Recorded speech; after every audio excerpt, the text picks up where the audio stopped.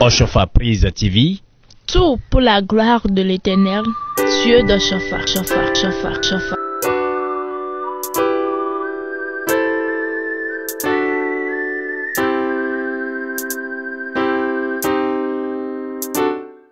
Alléluia.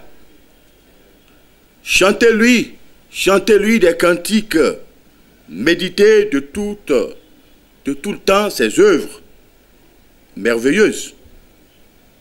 Oui, il était question d'abord d'un cri d'émotion que le roi David avait eu à prononcer.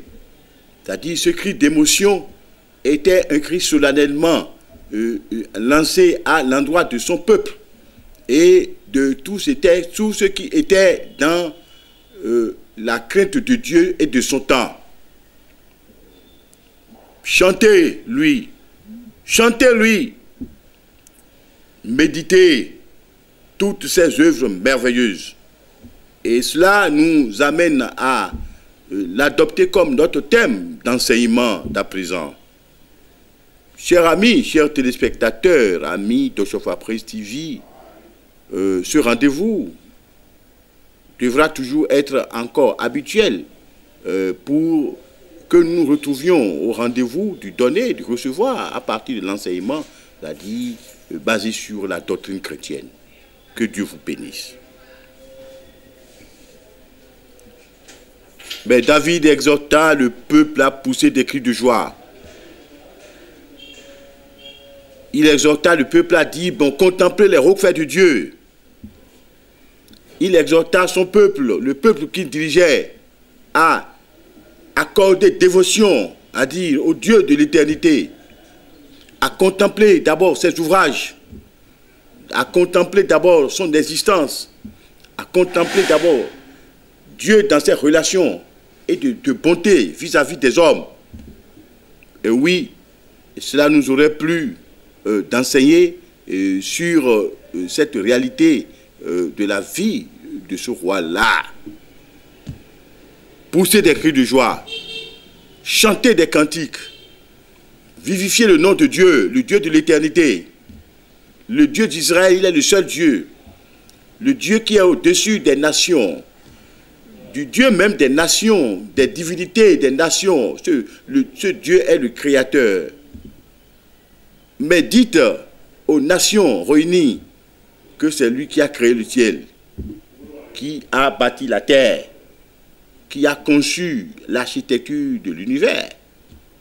Oui, ce Dieu-là, il est digne de gloire, il est digne de recevoir de la louange. Il est le Dieu de la vérité, le Dieu de la création. Alléluia.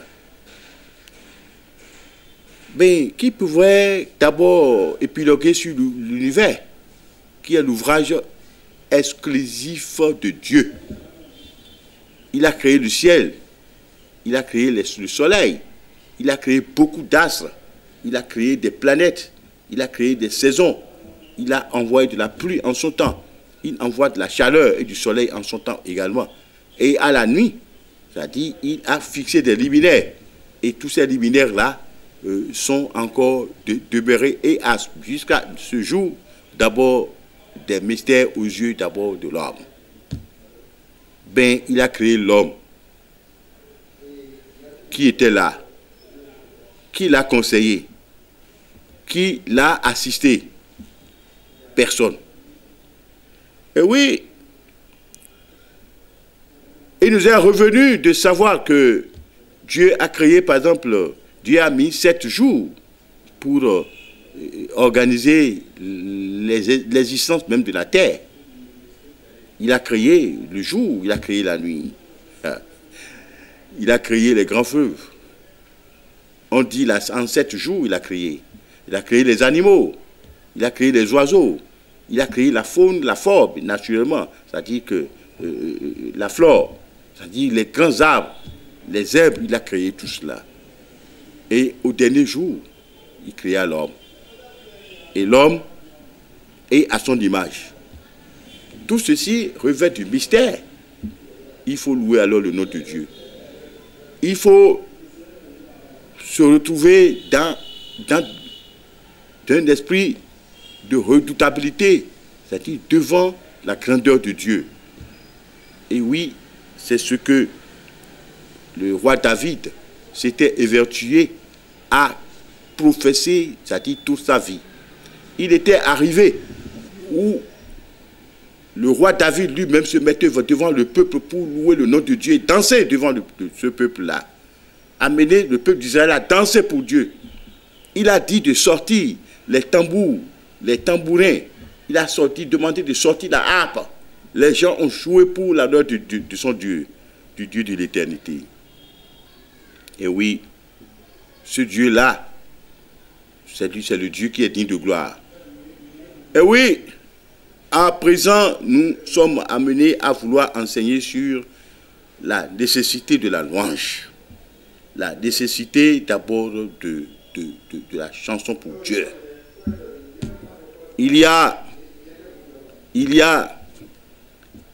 la réalité de ce que les hommes ne savent pas et ils ne sont pas convaincus de la profondeur, de la réalité de Dieu, d'abord dans l'organisation de la nature, de l'organisation de l'univers, l'organisation des êtres, l'organisation des choses.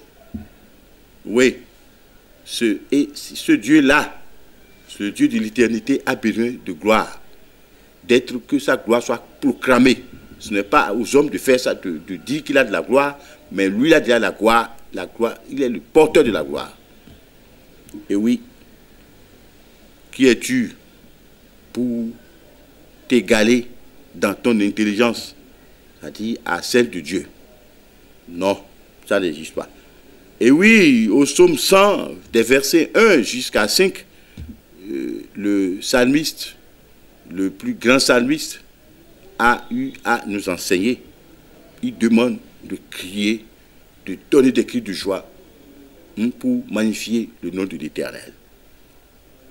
Et oui, l'apôtre Paul également, c'est-à-dire dans le cadre de cet enseignement, sera apostrophé à partir de sa lettre en Éphésiens chapitre 5, c'est-à-dire des versets 15 jusqu'à 21, où il exhortait les chrétiens d'Éphèse à de la sanctification pour être à la disposition de Dieu. Qu'ils ne soient pas adonnés d'abord au vin et que de tous les temps, ils prennent leur corps et leur âme pour chanter des cantiques au Christ Jésus. Chanter des cantiques à son Père, le Dieu de l'éternité. Et puis, plus loin, la nécessité de chanter des cantiques à Dieu. C'est très important. L'Éternel siège dans la gloire. Il siège d'abord sur le trône de gloire, c'est-à-dire le trône d'or, le trône de la grandeur. Une grandeur sans pareil. Aucune autre grandeur ne sera proche de celle de Dieu. Paul demandait aux enfants et au peuple d'Éphèse de se comporter toujours dans le sens de la pureté pour pouvoir chanter des cantiques à l'Éternel. Chers amis, chers téléspectateurs, oui, et quand on parle de la louange, des cantiques, des chants, des danses, c'est-à-dire pour Dieu, ceci est bien différent d'abord des chants, des danses, des hymnes que nous dédions aux autorités de la terre, des chants et des danses que nous dédions aux principautés du monde. Chanter pour Dieu, c'est différent. Danser pour Dieu, c'est différent. Il n'y a même pas de pareil. Alléluia. Les hauts faits de Dieu sont là, c'est visible. Qui a créé d'abord les étoiles dans le ciel, qui a créé les astres, qui a créé les grandes planètes. Mais ce n'est pas lui qui a donné la vie. Mais vous ne savez pas pourquoi Dieu a donné la vie sur la terre seule? Il n'y a pas de vie ailleurs en dehors de la terre. Les hommes auront cherché à découvrir d'abord la vie ailleurs. Il est toujours loisible de chercher, mais ils ne trouveront pas parce que c'est-à-dire le plan et la volonté de Dieu est différente, c'est-à-dire de celle d'abord de l'humanité. Les hommes ne connaissent pas Dieu. Ils ne connaissent pas des profondeurs même de Dieu. Donc, pour peu que Dieu s'était offert pour leur parler à partir de la louange, et ils doivent pouvoir converser avec Dieu et lui rendre au moins peu des bienfaits qu'ils ont reçus de lui. Que Dieu vous bénisse. Les hommes de la terre doivent vivre d'abord dans un esprit de grâce, de reddition de grâce.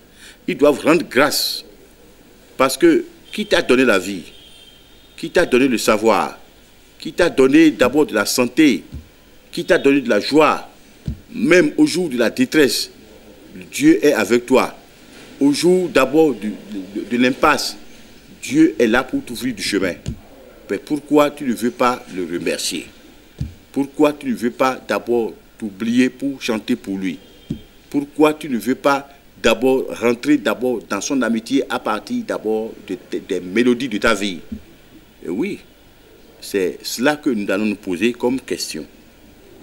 Ben, vous savez, en Jacques chapitre 5, verset 13 plus précisément, lorsque l'on parlait des états d'âme de l'homme, des différents états d'âme de l'homme, on dit, mais quelqu'un parmi vous est-il dans la joie, qui chante des cantiques? C'est très important, qui chante des cantiques. Mon frère, ma soeur, moi, vous êtes chrétien, je parle à vous. Quand est-ce que vous avez eu le temps d'oublier vos intrigues pour vous consacrer, pour aller louer le nom de l'Éternel? Que vous sachiez chanter ou pas, que vous sachiez danser ou pas, mais l'esprit de reconnaissance, c'est suffisamment important pour que vous soyez, d'abord vous prêtiez à aller rendre grâce à Dieu dans vos consciences, dans vos cœurs. Combien de chrétiens, c'est-à-dire, ont eu l'occasion et le temps de se consacrer pour rendre grâce à Dieu, pour reconnaître que Dieu a fait quelque chose pour eux. Et oui, c'est la réalité de mon interrogation. C'est-à-dire, vous chrétiens, nous chrétiens, nous avons des préoccupations. Nous avons envie toujours que Dieu nous bénisse. Nous avons envie que Dieu toujours nous comble d'abondance, qu'il nous guérisse de nos maladies, qu'il nous guérisse de nos opprobres. Mais vous ne savez pas que l'impossible de la vie peut se passer à partir de la louange. Vous avez vu Josué, la recommandation que Dieu lui fit pour pouvoir prendre d'assaut Jéricho. Il fallut que les tambours, les tambourins, les corps, les trompettes, c'est-à-dire des enfants de Dieu, se retentissent pour faire cette fois le tour de la ville forteresse. La ville est tombée. C'était la débandade totale. Les difficultés de vos vies ne peuvent se régler à partir de la louange. Les difficultés de vos vies, mais vous savez, Dieu siège dans la louange. Mais lorsque vous voyez Dieu siéger, c'est-à-dire sur son trône, pour savourer les aides de vos vies, vous ne pensez pas qu'il puisse dire à vos misères du parti? Ben, pourquoi vous cherchez? On dit, mais vous venez à l'Éternel. Quand vous prenez Isaïe 55, à partir du verset 1, c'est-à-dire on dit, mais venez manger, boire du vin, pour prendre du lait. C'est-à-dire, venez manger, c'est-à-dire même sans payer. En louant Dieu, vous ne payez rien à personne. Mais, c'est-à-dire à partir de vos cœurs, de vos consciences, vous êtes convaincus d'abord de la réalité de Dieu dans vos vies, à partir des louanges, des mélodies de vos vies que vous allez dédier.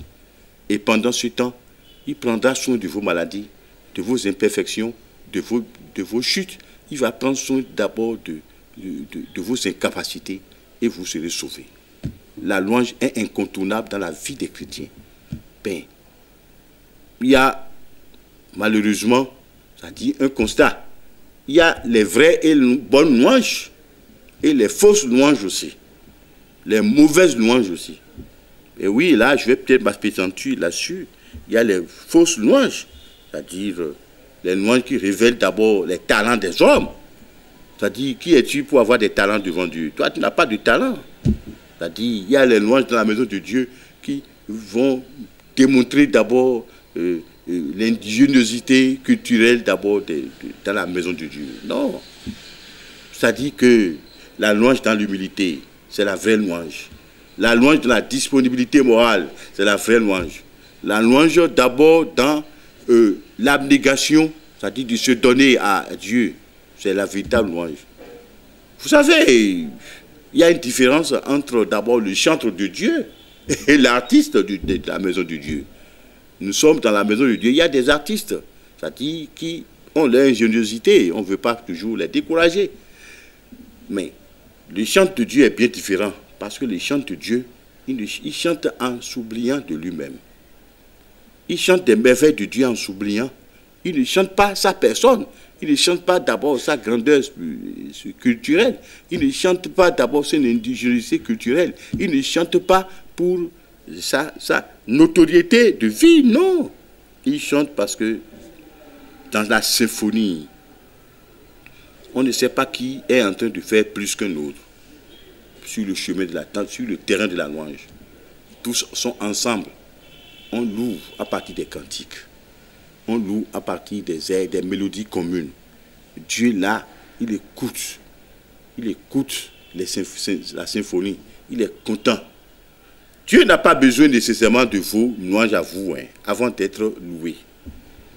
Mais vous savez, les missions qu'il a confiées d'abord aux séraphins dans les cieux, c'est-à-dire les anges spéciaux, les légions d'anges, parce que les anges sont tellement nombreux que les hommes ne peuvent même pas les compter. Ils sont en légion. Et il y a des légions qui sont sacrifiées, qui sont destinées, c'est-à-dire à la louange autour du trône de Dieu. Mais c'était déjà suffisant pour Dieu. Mais pourtant Dieu veut vos louanges à vous. Parce que vous êtes homme, il vous a créé à son image. Lui, il vous a créé à son image. Et puis, il n'a pas créé les animaux à son image. Mais les animaux aussi louent Dieu. Il n'a pas créé le vent à son image. Mais le vent en sifflant a des sonorités qui plaisent aussi à Dieu. Les grands arbres, c'est-à-dire en se balançant, c'est-à-dire danse pour Dieu. Mais toi, tu ne veux pas danser pour Dieu. Tu ne veux pas t'exploser pour Dieu. Tu ne veux pas t'humilier un peu pour Dieu. Écoutez, David, le grand roi, lui, il a été notoire dans sa vie que lui, il a dansé tout le temps pour son Dieu. Il n'hésitait pas à danser pour Dieu. Mais toi, bon, elle ou lui, ben vous êtes là, vous pensez que vous êtes déjà assez grand pour ne plus aller chanter à l'Éternel un cantique. Non. Vous êtes dans la fausse louange. Et le jour où vous allez vous mettre à dire oui, on nous a dit de chanter, et vous chantez pour la gloire de vos noms dans la maison de Dieu. Là, c'est-à-dire vous ne chantez pas pour Dieu, mais vous chantez pour vous-même. Vous n'êtes pas dans la louange. Ben vous savez, il y a le mondain qui est rentré d'abord dans l'église aujourd'hui. Le mondain est rentré, et puis on prend les comédies du monde, les mélodies, fausses mélodies du monde, pour les amener dans la maison de Dieu, pour pouvoir louer le nom de Dieu, avec, disons-nous. Ben non, Dieu n'a pas besoin de ça là. Mais Dieu a besoin d'abord de la bonne symphonie, où chacun s'efface, personne ne montre sa personnalité devant Dieu. Tout le monde s'exprime en se disant, nous sommes les sujets de Dieu, nous sommes venus lui rendre grâce pour avoir de la bénédiction. Mais les festivités mondaines, d'abord, sont aujourd'hui l'apanage qui est à la main des enfants de Dieu. Et oui, nous le disons parce que le temps est venu pour qu'on dise des choses de ce genre-là. Mais vous ne pensez pas que rien qu'à partir de la louange à Dieu, vous pouvez être guéri de vos maladies, de vos cécités. Mais moi, j'ai vu des aveugles qui ont commencé par louer Dieu. Ils ont recouvré la vue. Je vais vous conter peut-être un fait. Il y a un fidèle d'une église chrétienne qui était un bon chanteur. Ben, le jour où il a eu de la fortune, il s'était éclipsé parce qu'il n'avait plus de temps. Dieu voulait de ces mélodies, lui ne savait pas. Il n'avait plus sur le temps. Il vient, les chantres sont là, il leur donne beaucoup d'argent, il achète des instruments de musique, on le prend, il dit, ah, c'est notre président, c'est notre ceci, c'est notre cela. Un jour, l'ange de l'Éternel était allé à sa rencontre pour lui dire, ta fortune va bientôt finir parce que ce que tu faisais dans la maison de ton père, tu ne fais plus. Toi, tu composais, tu chantais tes cantiques. Aujourd'hui, toi, tu ne chantes plus. Il rentre en lui-même et dit, non, moi, je pêche des instruments de musique. Je donne beaucoup d'argent aux choristes, au choral, j'équipe. L'ange revient lui dit, ce n'est pas ça. Hein. C'est parce que toi, tu chantais pour Dieu que Dieu t'a laissé en vie, il t'a donné de la fortune. Si tu ne le fais pas, c'est qu'il va te reprendre encore. Et oui, le monsieur prit peur. Il s'entêtait pendant un temps pour dire, ah, moi je suis déjà un grand type, je suis PDG, je suis grand patron, j'ai des entreprises, j'ai beaucoup d'affaires. Il était là quand tout commençait par dégringoler. Et puis il prit peur. Il compensa, il chanta à l'Éternel. Il composait un air nouveau. Et puis cet air nouveau qu'il a composé l'a propulsé, il était devenu une star mondiale. Et les gens lui ont envoyé de l'argent d'un peu partout. Une académie de musique l'a propulsé dans la rubrique gospel. Il est devenu un multimilliardaire. Voilà, ça dit un exemple tout court. C'est que les gens, tu as aujourd'hui des maladies, tu as des défauts de santé, mais va prier et chanter des cantiques pour l'Éternel. Va prier et chanter des cantiques pour l'Éternel. Mais humilie-toi. Fais ce que tu continues de faire en tant que chanteur. C'est-à-dire dans la maison de Dieu. Mais qu'est-ce que ça, en quoi ça te diminue? Et tu vas voir tes maladies partir. Tes cécités s'estomper. Hein? Tes incapacités se réaliser. Ta pauvreté matérielle, c'est-à-dire sera suffisamment chantée en richesse humaine, en richesse mondaine. Dieu d'amour et de puissance. C'est un enseignement qui est venu de nous. Et par ta bénédiction et ta puissance, que cet enseignement puisse s'attribuer aux enfants de ton peuple, pour la gloire de ton nom, au nom du Seigneur Jésus-Christ. Amen. Oshofa Prise TV. Tout pour la gloire de l'Éternel, Dieu de Shofa.